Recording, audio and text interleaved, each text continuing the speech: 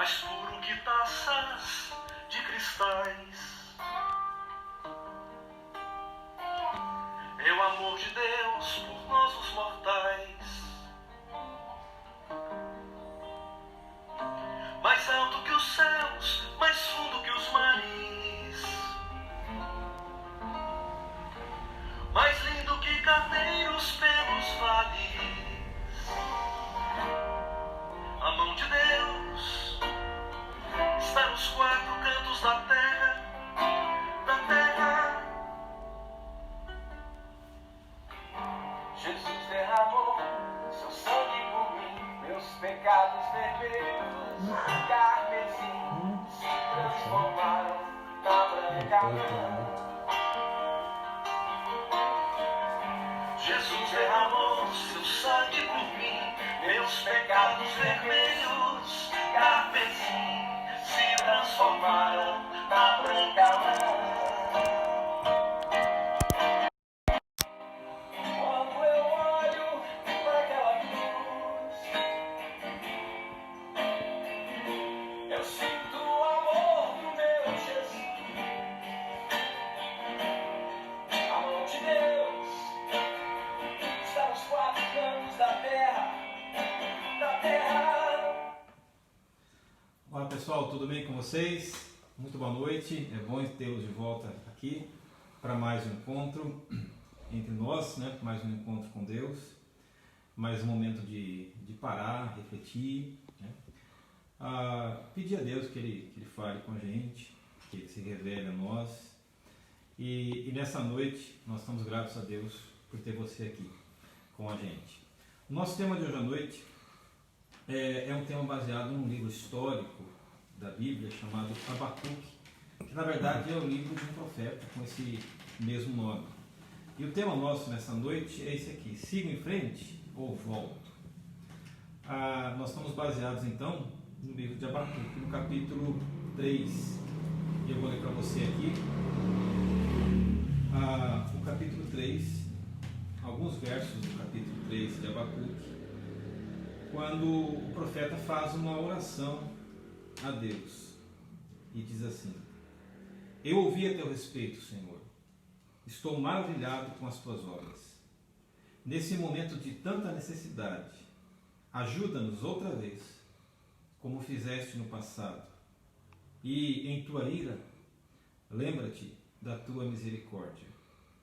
E lá no verso 17 desse mesmo capítulo: ainda que a figueira não floresça e não haja frutos nas videiras, ainda que a colheita de azeitonas não dê em nada, e os campos fiquem vazios e improdutivos, ainda que os rebanhos morram nos campos e os currais fiquem vazios, mesmo assim me alegrarei no Senhor, exultarei no Deus da minha salvação. O Senhor soberano é a minha força, Ele torna meus pés firmes como da corça, para que eu possa andar em lugares altos. Vamos falar com Deus? Pai querido, obrigado por esse momento em que nós oramos, falamos contigo, todos nós. Agradecemos, Senhor, porque ao lermos a tua palavra, nós encontramos luz no meio dessa escuridão toda.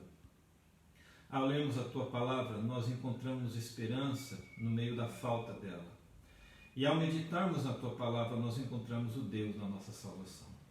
Que mais uma vez o Senhor visite nossas vidas, que o Senhor visite nossas casas, que o Senhor visite o nosso país, que o Senhor visite o nosso mundo. E a nossa oração, mais uma vez, é que o Senhor poupe, é que o Senhor cesse, é que o Senhor resolva, é que o Senhor esteja dando um fim a esse tempo de dificuldades, de luta e sofrimento e morte. Nós oramos todos juntos pedindo isso, em nome de Jesus. Amém. Mais ou menos algumas coisas que chamam a nossa atenção na história, eu diria mais do que mais ou menos, acho que quase sempre, né? Situações da história que a história conta para nós sempre trazem lições. Sempre eventos que acontecem na história trazem lições importantes para nós. No ano de 1755 houve um um sismo lá em Lisboa, seguido de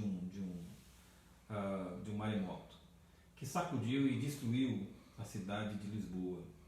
Muita gente morta, muita tragédia, pessoas desaparecidas, depois pestes que vieram como sucessão desse sismo, desse terremoto. E a grande pergunta que o rei Dom José fez naquele instante é: o que fazer agora? E ele chamou um dos seus subordinados, na ocasião, o Marquês de Pombal, e perguntou isso para ele: o que é que nós devemos fazer? E a resposta do Marquês de Pombal foi dividida em 3 partes. Ele disse o seguinte para o rei Dom José: é hora de sepultar os mortos, é hora de cuidar dos vivos e é hora de fechar os portos. É uma resposta só, mas ela tem 3 conselhos que foram dados ao rei naquele tempo horrível de calamidade. Primeira coisa é sepultar os mortos. Muita gente morta na rua, cadáveres na rua. É preciso sepultar os mortos para que não venham doenças. Segundo conselho: cuide dos vivos. Cuide das pessoas não só na questão da saúde, mas apazigue as pessoas, traga paz às pessoas, fale o coração das pessoas. O terceiro conselho é: feche os portos para evitar saques, para evitar roubos, para evitar, pior ainda, um caos generalizado numa Lisboa que está toda destruída. A lição que esse conselho do Marquês de Pombal traz para nós é que as calamidades sempre clamam por um tempo de reinvenção, por um tempo de reconstrução. Certamente o que nós estamos vivendo hoje é também um tempo para a gente refletir em nossa própria vida, em reconstruir muita coisa e olhar para nós e pedir a Deus que nos ajude a reconstruir muitas coisas na nossa vida. E a Bíblia diz que todos nós que cremos em Deus e cremos em Jesus, nós vivemos pela fé. Né? Esse é um dos pontos básicos. Nós vivemos pela fé. E eu digo para você que viver pela fé é uma aventura emocionante. Por que emocionante? Porque raramente nós sabemos o que vem em seguida. Poucas coisas acontecem da maneira como nós planejamos e esperamos. Muitas vezes a gente acha natural, por sermos pessoas que Deus ama e por sermos pessoas que Deus escolheu, que vamos receber tratamento diferente em relação ao resto do mundo, de um Deus tão generoso, tão bondoso.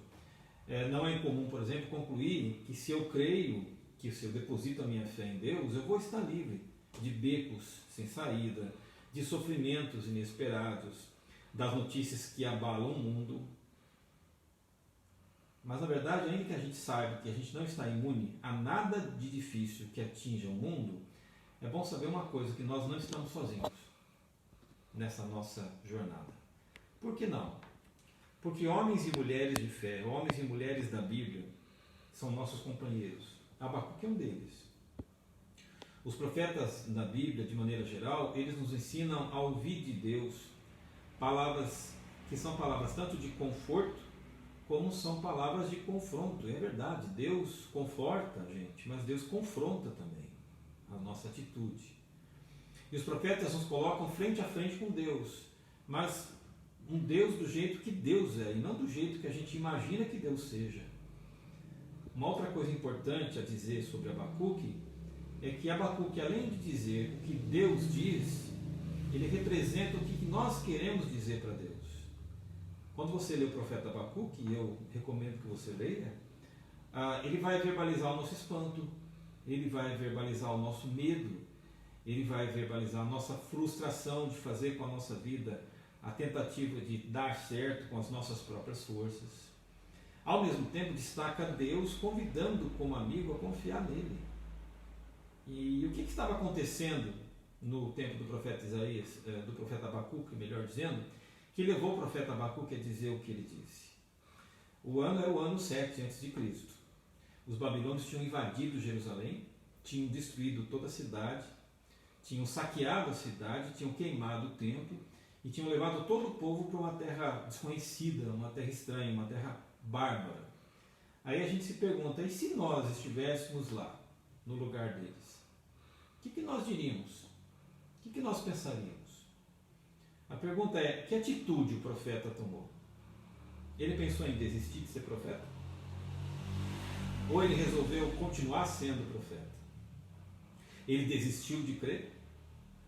Ou ele continuou crendo, apesar de estar no meio de uma terra estranha, num país devastado que era o dele, e de estar numa posição de escravo? Avançar pela vida em confiança ou mergulhar na amargura? Então Abacuque, ele vai, conforme o livro vai desenvolvendo o livro, ele vai passando por uma mudança interna, ele vai passando por uma transição na sua vida. É interessante notar isso, porque Abacuque, ele começa se queixando a Deus. Se você olhar para o capítulo 1 do seu livro, ele diz assim: até quando, Senhor, eu terei que pedir socorro? Tu, porém, não ouves. Eu clamo a violência por toda parte, mas tu não vens salvar. Agora, não era uma pessoa comum, era um profeta dizendo isso para Deus. Essa é a primeira etapa de qualquer pessoa que sofre. É aquela pergunta universal: Deus, onde o Senhor está? Mas o fato, a verdade, é que Deus sempre fala com aquela pessoa que o busca de coração. Por isso, depois dessa fala, vem a segunda fala de Abacuque. Sabe qual é a segunda fala de Abacuque? Está no capítulo 2. Ele diz assim: subirei até a minha torre de vigia, ficarei de guarda, e ali esperarei para ver o que Deus diz, que resposta ele vai dar à minha queixa. Então, depois de passar por esse problema, por essa luta com a sua própria fé, o Abacuque, ele toma uma segunda atitude: eu vou esperar para ver, para ouvir o que Deus vai dizer. E Deus fala com ele no capítulo 2. E sabe o que Deus fala para ele? Deus fala assim: esta é uma visão do futuro, descreve o fim, tudo se cumprirá. Se parecer que está demorado, espere com paciência, porque certamente vai acontecer e não se atrasará. Deus estava acalmando o profeta Abacuque e dizendo para ele: tem coisas que estão acontecendo aqui, mas que na verdade tem a ver com o futuro e você não vai entender, mas mesmo que você não entenda, fique tranquilo, porque essas coisas estão dentro da minha própria soberania. Então, essa soberania de Deus é a certeza do profeta. Então, o que ele decide diante das lutas que ele mesmo atravessa? E quais são as decisões que ele convida-nos a tomar diante das dificuldades que nós atravessamos? O primeiro convite que ele faz para nós é optar pelo bom humor. Ele diz assim no seu livro: ainda que a figueira não floresça, não haja fruto na vide, o produto da oliveira minta, os campos não produzam e nos currais não haja gado, ainda assim, ou apesar disso, mesmo assim, eu me alegrarei no Senhor. O Abacuque, ele está vendo todo o cenário, ele está tendo uma visão ampla do que está acontecendo. O que ele vê? Ele vê a realidade, ele não foge da realidade. Ele não finge que não está acontecendo aquilo. Ele diz: é isso que está acontecendo. E o que é que eu vejo? Figueira seca, videira sem fruto, campos desertos, sem plantação, rebanhos morrendo de fome. Em cada um desses cenários que ele está vendo, porém, vem uma frase, que é a frase dele. A frase dele é: ainda que. Ainda que eu esteja vendo tudo isso, minha decisão é me alegrar no Senhor. É manter a alegria. É manter o bom humor. E aí eu faço uma pergunta para mim, para você nessa noite. É o cenário que determina o meu crer? Ou é a fé que muda o meu coração? No caso do Abacuque, não houve um sentimento. No caso de Abacuque, houve uma decisão. Qual é a decisão? Ele diz: mesmo assim, com tudo isso, eu me alegrarei no Senhor. Ele decidiu cultivar a alegria, mas não porque ele tinha motivo, razão para isso. Mas porque sem tomar essa decisão, a alma dele morreria. Ele se entregaria ao desânimo, à tristeza, quem sabe à depressão. Ele decide se alegrar. E nenhuma das virtudes espirituais que a gente encontra na Bíblia é algo que se deva sentir. Há muita gente que se preocupa em sentir alguma coisa boa da parte de Deus na hora do caos. Mas eu quero dizer para você que coisas como amor, perdão, perseverança, motivação, paz, alegria, paciência, bondade, fidelidade e mansidão e autocontrole são escolhas, são decisões. Ou você opta por fazer isso, ou não opta. E a consequência é clara. Você vai ter alegria ou tristeza. Na maior parte do tempo, a gente acha que os problemas vão se resolver sozinhos. Ou então a gente espera que outros resolvam os problemas por nós. E o que acontece? O que acontece é que nós culpamos a tudo e culpamos a todos. Nós culpamos os governos, nós culpamos os pais, culpamos a família, culpamos o emprego, culpamos a cidade onde a gente mora, culpamos o clima, culpamos o vírus. A gente não para tomar uma atitude para resolver. E eu quero dizer uma outra coisa para você. Problemas, lutas, dificuldades e tristezas, antes que afetem a economia, antes que afetem o nosso emprego, antes que afetem o nosso ir e vir, afetam nossa alma. E têm que ser enfrentados e trabalhados com fé em Deus por nós. E é nessa decisão de como é que nós vamos agir, apesar de tudo conspirar contra, é que o nosso ânimo vai ser erguido, sustentado e amparado por Deus. Lá na década de 1960, um autor chamado Reed Cleaver, ele disse o seguinte: se você não é parte da solução, então você é parte do problema. Quando a gente decide, apesar de tudo, optar por se alegrar em Deus, sabendo que isso vai curar nossa alma e estarmos bem dentro de nós, é o primeiro passo para enfrentar lutas, dificuldades, contratempos, calamidades. Existe um mito grego de Orestes. Orestes foi, certa vez, condenado pelos deuses porque cometeu um matricídio. E por causa desse pecado vieram sobre ele as 3 fúrias. Fúrias eram harpias medonhas, que só Orestes podia ver e ouvir. Ele era apavorado, ele era assombrado dia e noite pelas 3 harpias, chamadas fúrias. Então chegou o dia do seu julgamento. No dia do seu julgamento, um dos deuses gregos, chamado Apolo, disse assim: a culpa é minha. Eu é que coloquei na cabeça do Orestes fazer o que ele fez, sem que ele tivesse opção de fazer outra coisa. Orestes vira para o Apolo e diz o seguinte: quem cometeu o crime fui eu, não tu. O que ele estava dizendo com isso? A culpa do que eu fiz, ou a responsabilidade do que eu fiz, não era das pessoas que estavam comigo e muito menos dos deuses. Responsabilidade é minha. E quando ele faz isso, imediatamente as harpias que o amedrontavam e o apavoravam se tornaram eumênides. O que são eumênides? São espíritos de graça que o trataram com bondade. Qual é a conclusão dessa história? Quando nós assumimos, diante das coisas difíceis, que nós vamos nos alegrar em Deus, a graça e a alegria de Deus vem sobre nós. O próprio apóstolo Paulo diz que se nós estivermos ansiosos, vamos falar com Deus. E ao falarmos com Deus, Ele vai fazer a sua paz repousar sobre a nossa mente e sobre o nosso coração. Que a sua decisão nessa noite seja a mesma de Abacuque.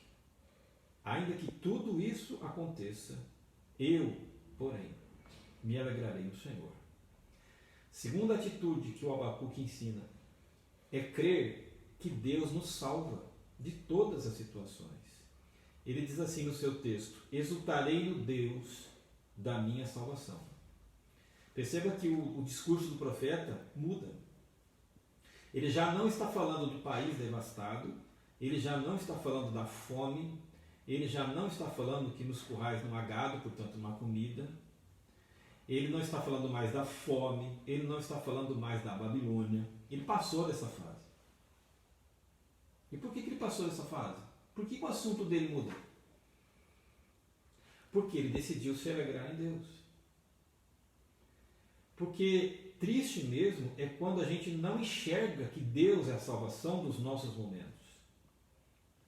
Eu digo mais para você, mais triste que essa pandemia é você desacreditar num Deus absoluto, que reverte o mal em bem e que salva as pessoas de espírito abatido. Mais triste que lamentar as perdas materiais que nós teremos com essa pandemia e depois podemos recuperar, mais triste que isso é viver preso a essas coisas o tempo todo, a ponto de não conseguir desapegar de nenhuma delas, em momento algum. Mais triste que a pandemia é você ficar acreditando no caos, é você acreditar que esse vírus é todo poderoso, é você acreditar que esse é o fim, é o mal permanente e que Deus não vai transformar o mal em bem, que Deus não vai trazer boas notícias, não haverá triunfo da graça sobre a sua amargura. Isso é triste. Por isso a alegria do profeta não é direcionada ao bom momento que ele viveu. A alegria do profeta não é direcionada no sentido de que as coisas deveriam estar indo bem ou estavam bem. A alegria do profeta é direcionada a Deus, não ao momento que ele está vivendo, muito menos ao futuro. Porque ele consegue discernir uma coisa: no meio da sua dor, quando tudo está perdido, Deus é a nossa salvação. E Deus Salvador é o tema da Bíblia, do começo ao fim. Só que salvação, muitas pessoas pensam, salvação é uma coisa que tem a ver com a alma. Salvação é garantir que no momento que eu morrer eu vá para o céu e não para o inferno. Mas na Bíblia, salvar é muito mais do que isso. Salvar na Bíblia é sinônimo de socorrer, ajudar, amparar, retirar a capa da tristeza, levantar o abatido do chão, reverter a situação e se fazer presente como consolador. Deus é Salvador não só porque Ele nos leva em Cristo para o céu, mas porque Ele é Salvador dos nossos momentos aqui na terra, dos piores e mais difíceis momentos aqui na terra. Deus é Salvador porque Ele se importa com você, nos seus dilemas. E Ele se move na sua direção e na direção de todos que clamam a Ele. Há um salmo bonito na Bíblia, do Salmo 18, você pode conferir em casa, e o salmista está numa situação angustiante, aflita, e ele ora a Deus. Ele diz que enquanto ele orava a Deus, Deus desceu do céu, cavalgou num querubim, voou sobre as asas do vento, atravessou toda a distância, foi até onde ele estava, o tirou das profundas águas, o colocou num lugar sólido e alegrou sua alma. E é exatamente essa a ideia de Deus Salvador. Toda pessoa que ora a Deus, no meio da sua aflição, Deus literalmente sai de onde ele está, vem até onde a pessoa está e tira essa pessoa da amargura, do sofrimento. É exatamente isso que nós devemos fazer e que é a lição do Abacuque, que Deus é o nosso Salvador. E a terceira lição é crer que Deus proverá. Ele termina dizendo assim: o Senhor soberano é minha força, Ele torna os meus pés firmes, como os da corça, para que eu possa andar em lugares altos. Então a decisão que o profeta tomou diante da calamidade que ele viveu, primeiro foi se alegrar em Deus apesar de tudo, crer que Deus era o seu Salvador, e a terceira coisa, ele crê que Deus proverá a sua vida e para a sua vida. Por isso é que ele fala aqui de pés sendo fortalecidos por Deus. E por isso que ele fala aqui de andar em lugares altos. Ele fala de um animalzinho aqui chamado corça. Corça era um animal daquela região, típico daquela região. Era um animalzinho que tinha um faro muito bom, muito apurado, e podia estar muito distante. Podia estar, a corça, ela podia estar no deserto, mas ela conseguia sentir o cheiro da grama. E ela conseguia sentir o cheiro da água a quilômetros. E quando tudo estava seco, sem grama e sem água, a corça captava o cheiro disso nos lugares altos. E aí ela corria até os lugares altos. E ao correr para lá, seus pés e suas patas eram fortalecidas. Nos lugares altos é que havia orvalho, é que havia grama. Com patas fortes então e ágeis, ela escalava a montanha, comia e bebia. Só que tem uma lição aqui. A grama não caía do céu para o animalzinho. A grama já existia. E era dever da corça achar a grama. E Deus tinha colocado nela o faro para encontrar. A lição bonita atrás disso, dessa linguagem do profeta, é que Deus capacita você e a mim para encontrar respostas e para encontrar solução das nossas necessidades. Assim como Ele dá o faro apurado para a corça, Ele dá o faro apurado para nós encontrarmos nele, nas alturas, a resposta, a saída, a solução. E quem confia no Senhor vai topar com carências na vida, claro. Carências não só econômicas, mas carências afetivas, carências relacionais, carências emocionais. Só que quem confia no Senhor tem uma certeza: existe grama e existe água na penúria, porque Deus é quem provê para nós. Um outro exemplo disso é o profeta Isaías, no capítulo 40. Ele fala para aquelas pessoas que estão cansadas, estão sem força, estão entregando os pontos. Ele diz assim: Deus faz forte o cansado, e Deus multiplica as forças a quem não tem vigor. Os jovens se cansam, se fatigam, os moços caem de exaustão, mas os que esperam no Senhor renovam suas forças, sobem alto com asas como águias, correm e não se cansam, caminham e não ficam cansados.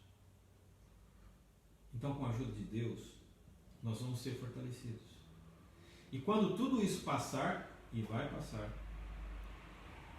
lembra de 1755 em Lisboa, a cidade destruída. Lisboa está de pé até hoje, de novo. Tudo isso vai passar. Essa situação vai passar. E quando ela passar, nós podemos e vamos olhar para trás e vamos repetir aquela oração, aquela declaração que foi feita lá no Velho Testamento por Josué, quando ele disse: até aqui nos ajudou o Senhor. Josué fez um marco simbólico, ele pegou uma pedra chamada Pedra Testemunho, e essa pedra teve o nome de Ebenezer, que quer dizer exatamente isso: até aqui nos ajudou o Senhor. Sabe, muitas vezes nós temos que fazer isso várias vezes. Temos que colocar marcos na nossa vida e dizer: até aqui o Senhor nos ajudou. Quantas coisas você já passou e provou o livramento de Deus? Quantas carências você já teve e recebeu a provisão de Deus? Quantas noites você chorou e recebeu a consolação de Deus? Nós temos que trazer de novo marcos que possam mostrar para nós: até aqui nos ajudou o Senhor. E por quê? Porque Paulo olha para nós que cremos em Jesus e ele diz: aqueles que creem em Jesus são mais que vencedores por meio daquele que nos amou. Que nessa noite seu coração se apegue a esse Deus Todo-Poderoso. Que a sua decisão não seja retroceder. Que a sua decisão seja a mesma decisão de Abacuque. Apesar de tudo, eu vou me alegrar em Deus. Porque na verdade Deus está acima de tudo isso e é Ele que pode reverter tudo isso. Segundo, então, Deus é a minha salvação. E Deus sempre salva aqueles que pedem sua ajuda. E Deus é o Deus da providência. Ele faz com que tenhamos recursos, porque Ele nos faz andar em lugares altos. Meu desejo é que você tome essa opção e decisão de Abacuque. Vamos orar? Muito obrigado, Deus. Mais uma vez, Tua palavra é viva, eficaz, penetrante. Que o Espírito Santo torne Tua palavra comida, alimento para a nossa alma. Que todos nós entendamos que somente o Senhor é que realmente nos dá garantias de superarmos qualquer luta, qualquer dificuldade, qualquer tristeza, qualquer provação. Que a nossa fé esteja no Senhor e não nas coisas. Que a nossa fé esteja no Senhor que salva e não em salvadores que não têm poder nenhum. Nós agradecemos em nome de Jesus. Amém. Muito bem. Obrigado pela sua participação. Estou feliz de você estar com a gente até agora. E desejo uma excelente semana para todos nós, com saúde. Na próxima quinta, às 20 horas, nós vamos estar de volta, se Deus permitir, com mais um encontro aqui e eu quero convidar você para ele. Tá bom? Grande abraço para você. Deus abençoe. Bom descanso.